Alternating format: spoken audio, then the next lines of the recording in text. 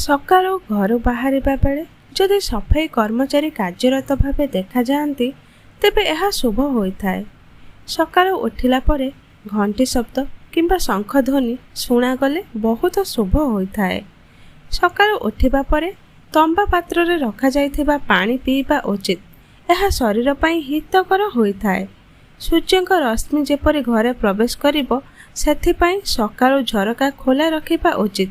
ଏହା ଶୁଭ ହୋଇଥାଏ।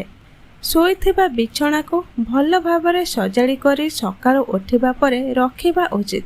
ଦିନସାରା ଏହାର ଭଲ ପ୍ରଭାବ ପଡ଼ିଥାଏ।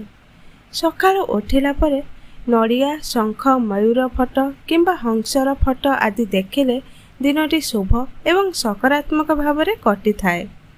ତେଲ ପାତ୍ରକୁ କେବେ ସକାଳୁ ଉଠିଲା ପରେ ଦେଖିବା ଉଚିତ ନୁହେଁ। ଏହାଦ୍ୱାରା ପୁରା ଦିନଟି ଖରାପ ଭାବରେ କଟିଥାଏ। ସକାଳୁ ଉଠିଲା ପରେ କେବେ ବି ପଶୁଜନ୍ତୁଙ୍କ ଫଟୋ ଦେଖିବା ଅନୁଚିତ। ଏହାଦ୍ୱାରା ଦିନ ସାରା ଯେକୌଣସି ବିବାଦ ଦେଖାଦେଇପାରେ। ସକାଳୁ ଉଠିବା ପରେ ଯଦି କୁକୁରଙ୍କୁ ବାହାରେ ଲଢ଼େଇ କରୁଥିବାର ଦେଖନ୍ତି ତେବେ ଏହା ବହୁତ ଅଶୁଭ ହୋଇଥାଏ।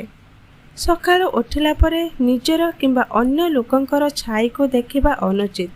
ଏହା ଦୁର୍ଭାଗ୍ୟକୁ ବୃଦ୍ଧି କରିଥାଏ। ସକାଳୁ ଉଠିଲା ପରେ ସର୍ବପ୍ରଥମେ ନିଜ ଚେହେରାକୁ ଆଇନାରେ ଦେଖିବା ଅନୁଚିତ। ଏହା ଅଶୁଭ ହୋଇଥାଏ। ମଣିଷର ହାତରେ ଅକ୍ଷୟ ଶକ୍ତି ରହିଥାଏ। ତେଣୁ ସକାଳୁ ଉଠିଲା ପରେ ସର୍ବପ୍ରଥମେ ନିଜର ଦୁଇ ପାପୁଲିକୁ ଦେଖିବା ଉଚିତ।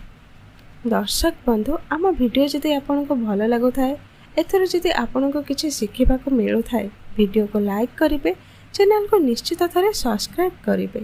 ଧନ୍ୟବାଦ। ଜୟ ଜଗନ୍ନାଥ।